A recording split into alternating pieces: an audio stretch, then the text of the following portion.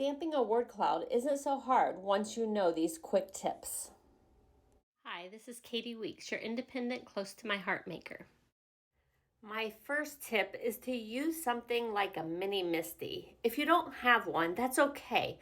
You can lay out all of your stamps on a huge block if you have a huge acrylic block, or you can use anything like maybe the bottom of a glass dish that you have. Lay them all out, stamp them off on a scrap piece of paper in a very light ink. This doesn't have to be pretty. This is all about placement and figuring out how to fit everything on your card. So you'll see I am putting down my stamps right here. I even cut thank you apart, the one that I just placed on my Mini Misti. And I actually put a 5.5 by 4.25 inch scrap piece of in my Mini Misti so I could see how much room I have to lay all of my stamps out. Now they do kind of stick to each other and wiggle a little bit, so that was what I was struggling with. But once you place this mock-up down, then the next step becomes very easy. And make sure this scrap that you put together, you slide inside your stamp carrying case so you have it for reference if you ever want to stamp this again, and you can always change up the color combinations. So here I'm just kind of seasoning the stamps with the back of my hand because I want to take off that manufacturer's film. And then I just used one of the lightest shades of ink I had, but I don't even know what it was. It was a very like mist or something that I had.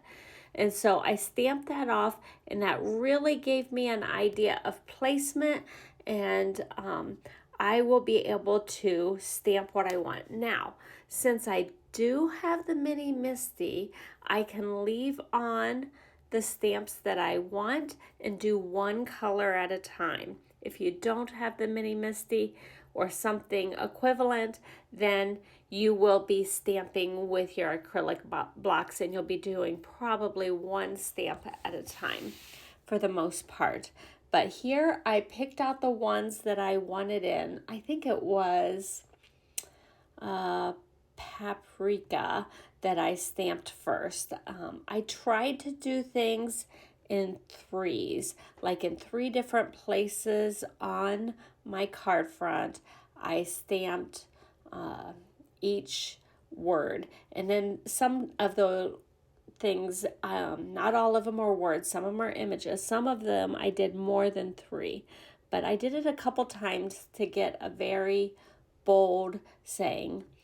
And clean that one off, and I can bring back in that mock-up that I did, and I can line up where the next words go. The second color that I used was Rosemary, and I stamped everything that I needed to do in that rosemary, that beautiful deep green, and now I'm getting ready for the ones that I want to do in cinnamon. As you can see, having some sort of mock-up or rough draft or whatever you want to call it is really the key to being able to fit everything in and having an idea of spacing and making this card look really cohesive. And I really liked how thankful, grateful, blessed was all kind of wavy and fit together. And that's what gave me the idea of developing this word cloud.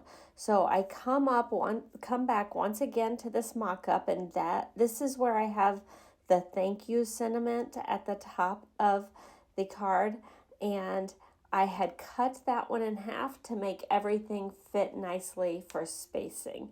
So remember, if you want, you can cut your stamps. I'm stamping things in Acorn right now. If you want, you can cut your stamps or you can mask them off.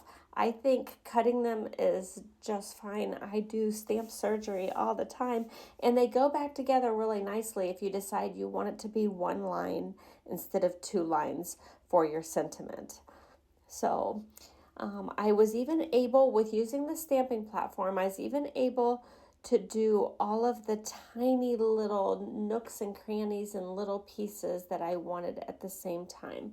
So here I'm stamping, I'm not sure what that color was. Okay, I think that one was Sundance that I did last.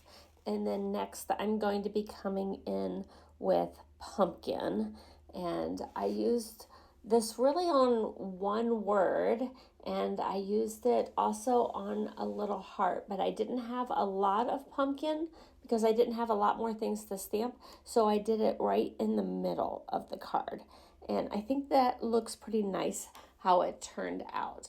Now, I did have just a couple little ink smudges, but the next step that I do is what's going to make that all kind of disappear, or you won't even notice it. So I'm bringing in some shimmer brushes. I brought in 3 different colors. I used Sage, Gold, and Sundance, and then I added some little sequins. And here you go. Please give me a thumbs up if you've enjoyed this video, and make sure you subscribe to my channel and you hit that bell to turn on all the notifications so you'll be notified every time I upload a crafty video. Please leave me a sweet comment below and share this video with your crafty friends as well. It's free, why not share it? Have a great day.